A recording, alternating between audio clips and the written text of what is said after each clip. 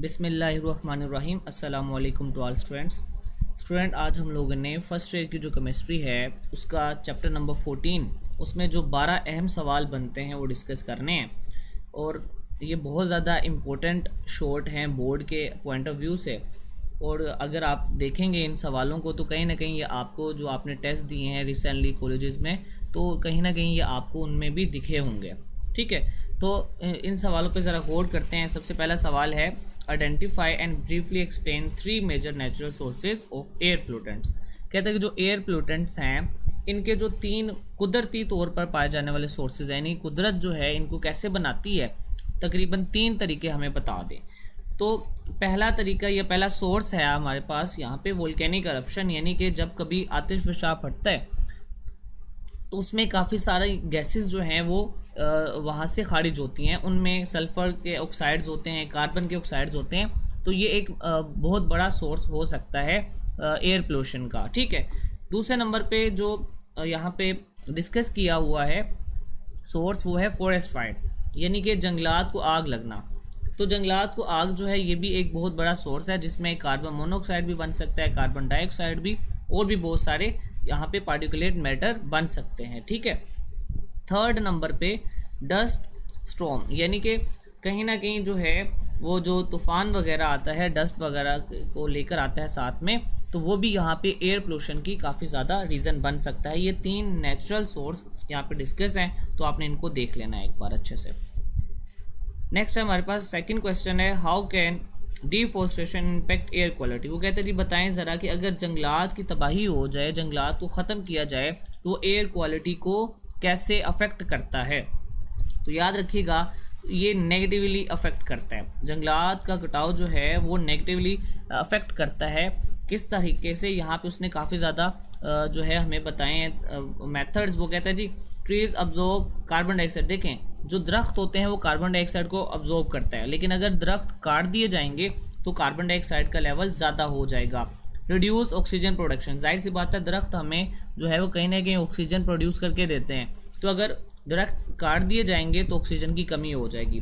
Third number पे burning forest release harmful gases, और जब आप जंगलात को काटेंगे या बर्न करेंगे या जलाएंगे तो उसमें काफ़ी ज़्यादा बहुत ज़्यादा ख़तरनाक किस्म की गैसेस बनेंगी। सॉइल एरोजन, यानी कि आपके पास कहीं ना कहीं अगर दरख्त जो है वो कम होते हैं तो कहीं ना कहीं जो है वो मिट्टी जो है वहाँ से बड़ी आसानी से जो है वो अपनी जगह से दूसरी जगह मूव हो सकती है, और कहीं ना कहीं वो डस्ट पार्टिकल्स भी आप कह सकते हैं हवा में आएंगे उस तरीके से। तो ये आपके पास डिफॉरेस्टेशन जो है ये नेगेटिवली अफेक्ट करती है। तो ये आपने इसके किस तरह से अफेक्ट करती है ये आपने देख लेना है ये बेस। ठीक है, नेक्स्ट हमारे पास सवाल है explain the reason for the temperature trend observe in the troposphere and the stratosphere. वो कहते हैं जी आपने बताना है कि ट्रोपोस्फेयर में और स्ट्रेटोस्फेयर में जो है वो किस तरीके से टेम्परेचर जो है वो चेंज होता है और क्यों होता है। याद रखिएगा ट्रोपोस्फेयर में जो है वो टेम्परेचर कम होता है क्योंकि ज़मीन से ऊपर जाते हुए गैसेस कम हो जाती हैं, तो इस वजह से ट्रोपोस्फेयर में टेम्परेचर विद एल्टीट्यूड कम होता है, रिड्यूस होता है। लेकिन स्ट्रेटोस्फेयर में क्या होता है कि स्ट्रेटोस्फेयर में दोबारा ओजोन की मौजूदगी जो है वो कहीं ना कहीं टेम्परेचर में इजाफे की रीज़न बनती है। तो ये भी आपने अच्छे से देख लेना सवाल। फिर हमारा फोर्थ क्वेश्चन है how does polycyclic aromatic hydrocarbon affect human health. तो यहाँ पे आंसर लिखा है कि किस तरीके से पॉलीसाइक्लिक हाइड्रोकार्बन जो हैं वो इंसानों को बहुत ज़्यादा नुकसान किस तरह से पहुँचाते हैं। उसने लिखा है ये कैंसर की वजह बन सकते हैं। Affect lungs and cause respiratory disease, ये कहीं ना कहीं जो है लंग्स को अफेक्ट करते हैं और सांस की बीमारियाँ जो है वो उनकी वजह बन सकते हैं। इसके अलावा स्किन को डैमेज कर सकते हैं, लिवर को, इम्यून सिस्टम को, और अगर बहुत ज़्यादा लॉन्ग टर्म एक्सपोजर में लीड टू जेनेटिक म्यूटेशन। तो कहीं ना कहीं वो कहता है कि आपके पास जेनेटिक म्यूटेशन को भी नुकसान पहुंचा सकते हैं अगर बहुत ज़्यादा लंबे अरसे के लिए आप क्या करते हैं पॉलीसाइक्लिक एरोमेटिक हाइड्रोकार्बन जो हैं वो इनहेल करते हैं। ठीक है, नेक्स्ट हमारे पास क्वेश्चन है what are the main chemical process involve in the formation of acid rain. Acid rain के बनने में कौन से अहम तरीन जो केमिकल रिएक्शंस हैं वो हमें यहाँ पे बता दिए जाएं। तो वो कहते हैं जी acid rain forms due to the reaction of sulphur dioxide and nitrogen oxide, कि कहीं ना कहीं जो एसिड रेन है वो बनती है सल्फर डाइऑक्साइड और नाइट्रोजन के ऑक्साइड जो हैं उनके आपस में मिलने से। ज़रा देखते हैं तो सल्फर जो है, सल्फर का ऑक्साइड, सल्फर डाइऑक्साइड जो है ये ऑक्सीजन से मिलता है और सल्फर ट्राइऑक्साइड बनाता है। जब ये सल्फर ट्राइऑक्साइड वाटर से मिलता है तो ये सल्फ्यूरिक एसिड की वजह बनता है। अगर ये पानी में मौजूद होगा तो ये उसको एसिड बना देगा। इसी तरह से NO2 जो बनता है नाइट्रोजन का ऑक्साइड, जब नाइट्रोजन और ऑक्सीजन आपस में रिएक्ट करते हैं तो नाइट्रोजन मोनोऑक्साइड बनता है, फिर वो ऑक्सीजन से रिएक्ट करता है, नाइट्रोजन डाइऑक्साइड बनता है। तो ये नाइट्रोजन डाइऑक्साइड जब वाटर से रिएक्ट करता है तो नाइट्रिक एसिड बनता है। अगर ये भी पानी में मौजूद होगा तो ये उसके एसिडिक नेचर की वजह बन सकता है।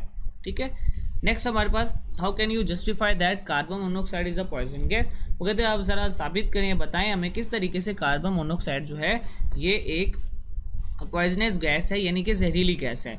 तो याद रखिए, वो कहता है जी इसकी जहरीली होने की वजह ये है कि ये हीमोग्लोबिन के साथ स्ट्रांगली बाइंड करता है और दिस रिड्यूस ऑक्सीजन ट्रांसपोर्ट। तो ये कहीं ना कहीं ब्लड में ऑक्सीजन की जो ट्रांसपोर्ट है उसको रोक देता है। और इसके अलावा सफोकेशन एंड डिजीनेस, और कहीं ना कहीं वो कहता है कि इसमें सांस की बीमारी जो है वो सांस लेने में जो है मुश्किलात आती हैं। ठीक है, और इसके अलावा लास्ट पे वो कहता है जी लीड टू डेथ, यानी कि आपके पास ये कहीं ना कहीं मौत की वजह भी बन सकती है। ठीक है, तो ये आपने कार्बन मोनोऑक्साइड कैसे पॉइजनस गैस है, ये आप इंपॉर्टेंट शॉर्ट है, आ सकता है बोर्ड के अंदर। 7 नंबर पे है compare the primary and secondary pollutant. आपने बताना है कि प्राइमरी और सेकेंडरी पोल्यूटेंट में क्या डिफरेंस होता है। याद रखिएगा, जो डायरेक्ट जब आप किसी भी चीज़ को, फॉसिल फ्यूल को, किसी भी चीज़ को जलाते हो, उससे जो डायरेक्टली जो अमिट होते हैं पोल्यूटेंट्स वो प्राइमरी पोल्यूटेंट्स होते हैं। और प्राइमरी पोल्यूटेंट्स के आपस में मिलने से जो पोल्यूटेंट्स बनते हैं उन्हें सेकेंडरी पोल्यूटेंट्स कहते हैं। यहाँ पे कुछ प्राइमरी और सेकेंडरी पोल्यूटेंट्स के नाम बताए हैं। इसके अलावा सोर्सेज भी बताए हैं कि पहले नंबर पे जो प्राइमरी पोल्यूटेंट्स उनके व्हीकल्स और इंडस्ट्रीज, और इसके अलावा ये रिएक्शंस इन एटमॉस्फेयर इसका सोर्स है सेकेंडरी पोल्यूटेंट का। ठीक है, नेक्स्ट हमारा सवाल है compare the photochemical and reducing smoke, के फोटोकेमिकल स्मोक क्या होती है और दूसरा रिड्यूसिंग स्मोक क्या होती है। ठीक है, याद रखिए फोटोकेमिकल स्मोक जो है ये बनती है सनलाइट, नाइट्रोजन के ऑक्साइड्स और हाइड्रोकार्बन्स के आपस में हवा में मिलने से। ठीक है, स्मोक के साथ। और इसी तरह से रिड्यूसिंग स्मोक कब बनती है, जब कोल बर्न होता है और फॉग जो है इसमें ऐड हो जाता है तो ये रिड्यूसिंग स्मोक बना देती है। इसके अलावा फोटोकेमिकल स्मोक जो है इसका कलर कहीं ना कहीं वो कहता है ब्राउन होता है या ब्राउनिश होता है। इसका जो रिड्यूसिंग स्मोक है इसका कलर ग्रेश होता है। ठीक है, इसके अलावा फोटोकेमिकल स्मोक जो है इसमें मेन पोल्यूटेंट होता है ओजोन और रिड्यूसिंग स्मोक में मेन पोल्यूटेंट होता है सल्फर डाइऑक्साइड। इसके अलावा वो उसने लास्ट पे बताया है कि किस तरीके से warm climate and cold humid climate, तो ये आपके पास उसने बताई है कि ये आपके पास कहीं ना कहीं वार्म क्लाइमेट के अंदर पाया जाता है, एग्जिस्ट करता है। ठीक है, और ये आपके पास एग्जिस्ट करता है कोल्ड ह्यूमाइड क्लाइमेट के अंदर। तो उसने बता दिया है क्लाइमेट के हवाले से भी कि किस जगह पे या किन एरियाज में ये पाए जा सकते हैं। ठीक है, अभी हम नेक्स्ट चलते हैं, explain role of chlorofluorocarbon in destroying ozone. कहते हैं क्लोरोफ्लोरोकार्बन किस तरीके से जो है वो ब्रेक कर सकती है ओजोन को। तो क्लोरोफ्लोरोकार्बन जो है ये जब यूवी लाइट की, आप कह सकते हैं यूवी लाइट की रेंज में आती है तो ये अपने अंदर से क्लोरीन को रिलीज कर देती है। और जब ये अपने अंदर से क्लोरीन को रिलीज करती है तो क्लोरीन फ्री रेडिकल जो है ये ओजोन को ब्रेक करता है, उसमें से एक ऑक्सीजन को अलग कर देता है और फिर बाद में ये उससे भी सेपरेट हो जाता है, जो कि मजीद नया ओजोन तोड़ने के लिए रेडी हो जाता है। तो एक जो क्लोरीन है वो बहुत ज़्यादा मिकदार में, लाखों करोड़ों की मिकदार में ओजोन तोड़ता है, जिससे ओजोन लेयर को के टूटने का खतरा हो जाता है। नेक्स्ट हमारे पास सवाल है व्हाट आर POP यानी कि परसिस्टेंट ऑर्गेनिक पोल्यूटेंट, और दूसरा आपके पास है PAH यानी कि आपके पास पॉलीसाइक्लिक एरोमेटिक हाइड्रोकार्बन्स। इनमें क्या, इनके बारे में आप क्या जानते हैं। ठीक है, तो सबसे पहले हम देखते हैं परसिस्टेंट ऑर्गेनिक पोल्यूटेंट्स क्या होते हैं। ये टॉक्सिक केमिकल्स होते हैं that remain in the environment. कहते हैं ये वो पोल्यूटेंट्स हैं बहुत अरसे तक जो है इन्वायरमेंट में रहते हैं। ठीक है ना, तो दूसरे नंबर पे हमारे पास आता है पॉलीसाइक्लिक एरोमेटिक हाइड्रोकार्बन्स। ये आपके पास ऑर्गेनिक कंपाउंड्स होते हैं with multiple benzene rings form during incomplete combustion of fuels. तो ये जो पॉलीसाइक्लिक एरोमेटिक हाइड्रोकार्बन्स होते हैं ये ऑर्गेनिक कंपाउंड्स होते हैं और ये बेंजीन रिंग की मौजूदगी की वजह से या उनकी इनकम्प्लीट कंबस्टन की वजह से जो है ये बनते हैं। ठीक है, तो इन दोनों में डिफरेंस आपने देख लेना है। क्वेश्चन नंबर 11 है what are VOC volatile organic compounds क्या होते हैं और इनके आपने जो हेल्थ पर असरात हैं वो भी आपने बताने हैं। तो उसने यहाँ पे लिखा organic chemicals that easily evaporate into, वो कहते हैं ऐसे ऑर्गेनिक केमिकल्स जो कि आसानी से हवा में वोलेटाइल हो जाते हैं, इवेपोरेट हो जाते हैं, मिसाल के तौर बेंजीन या फॉर्मल्डिहाइड। अब इनका असर क्या है इंसानी सेहत पर?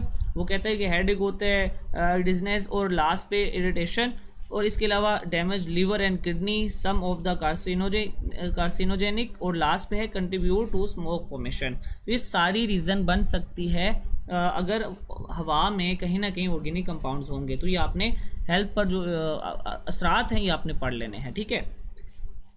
फिर क्वेश्चन नंबर 12 है what is particulate matter, what are their main source. वो कहते हैं पार्टिकुलेट मैटर क्या होते हैं? जो बहुत स्मॉल या बहुत कम जो है टिनी सॉलिड और liquid particle suspended in air, जो हवा में मौजूद होते हैं, उन्हें हम कहते हैं पार्टिकुलेट मैटर। और इनके सोर्सेज क्या होते हैं? कहीं ना कहीं इनके सोर्सेज हैं व्हीकल एमिशन या industrial process, burning of fuels and wood, dust from construction and roads. तो ये सोर्सेज भी आपने देख लेने हैं। बस आज के लिए इतना काफ़ी है। कोशिश करें कि 12 के 12 सवाल अच्छे से याद करें। उम्मीद है कि इंशाल्लाह ताला बोर्ड में इन्हीं 12 में से कोई ना कोई सवाल आपको लाजमी इंशाल्लाह ताला वहाँ पे मिलेंगे, ठीक है। बहुत शुक्रिया।